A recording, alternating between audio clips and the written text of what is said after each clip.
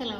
അപ്പോൾ ഇന്ന് നമ്മൾ ചെയ്യാൻ പോകുന്നത് ഫുൾ വേ ബ്രിഡ്ജ് റെക്ടിഫയർ ആണ്. അപ്പോൾ ഈ ഫുൾ വേ ബ്രിഡ്ജ് റെക്ടിഫയറിൻ്റെ ഡയഗ്രാം എങ്ങനെയാണെന്നുള്ളതാണ് നമ്മൾ ഈ ഒരു പിക്ചറിൽ കാണാൻ പോകുന്നത്. സോ ഇതിന് നമ്മൾ ഒരു സ്റ്റെപ്പ് ഡൗൺ ട്രാൻസ്ഫോമർ ഉണ്ട്. ഇതിൽ നമുക്ക് എന്ത് ആവശ്യമില്ല, സെൻറ്റർ ഡാംപ് ആവശ്യമില്ല.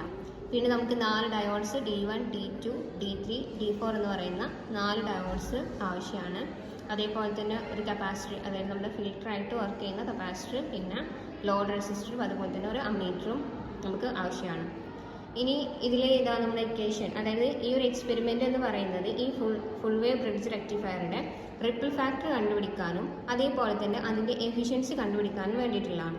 സോ റിപ്പിൾ ഫാക്ടർ കാണാനുള്ള ഇക്വേഷനാണ് gamma is equal to VRMS/VDC. VRMS പറയുന്നത് Vm/√2. അതേപോലെ തന്നെ എഫിഷ്യൻസി കാണാനുള്ള ഇക്വേഷനാണ് 1/1 + ഗാമ സ്ക്വയർ.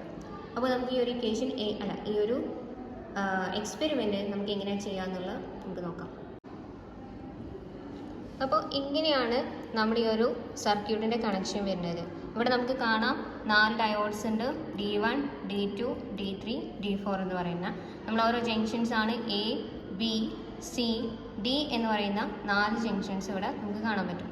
അപ്പോൾ ഈ ഒരു ജംഗ്ഷൻ എയിൽ നിന്ന്, ഈ D1, D2ൻ്റെ ഇടയിലുള്ള ഈ ഒരു ജംഗ്ഷൻ എയിൽ നിന്ന് നമ്മൾ എന്ത് ചെയ്തിട്ടുണ്ട്, ഈ ട്രാൻസ്ഫോമറിലോട്ട് കണക്ഷൻ കൊടുത്തിട്ടുണ്ട്.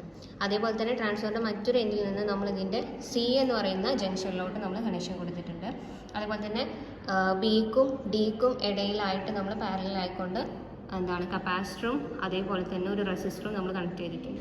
ഇനി നമുക്കിതിൽ ഈ ലോഡ് റെസിസ്റ്ററിന് അക്രോസ് ആയിട്ടുള്ള വോൾട്ടേജ് ആണ് നമുക്ക് മെഷർ ചെയ്യേണ്ടത്. അപ്പോൾ അതിന് വേണ്ടിയിട്ട് നമ്മളിവിടെ എന്തുണ്ട്, ഒരു മൾട്ടിമീറ്റർ നമ്മൾ യൂസ് ചെയ്യുന്നുണ്ട്. അപ്പോൾ ഈ ലോഡ് റെസിസ്റ്ററിന് അക്രോസ് ആയിട്ടുള്ള വോൾട്ടേജ് നമുക്ക് ഇതുവഴി മെഷർ ചെയ്യാം. അപ്പോൾ നമുക്ക് ഈ ലോഡ് റെസിസ്റ്ററിന് അക്രോസ് ആയിട്ടുള്ള വോൾട്ടേജ് നമുക്ക് മെഷർ ചെയ്യാം. അപ്പോൾ ഇതാ നമുക്ക് ഏകദേശം DC കിട്ടുന്നത് 16 പോയിൻറ്റ് സംതിങ് ആയിട്ടാണ് നമുക്ക് DC കിട്ടുന്നത്. ഇനി നമുക്ക് അതിൻ്റെ AC കൂടെ ചെക്ക് ചെയ്യാം.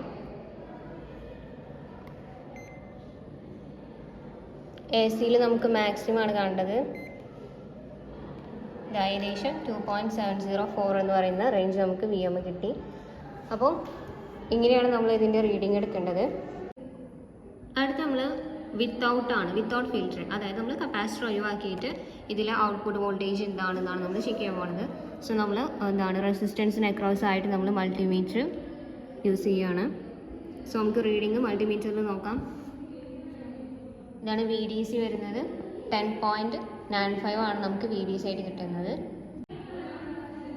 ദെൻ ഇതിൻ്റെ നമുക്ക് AC ചെക്ക് ചെയ്യാം. AC മാക്സിമം 5.83 ആണ് നമുക്ക് അതിൽ VM ആയിട്ട് വരുന്നത്.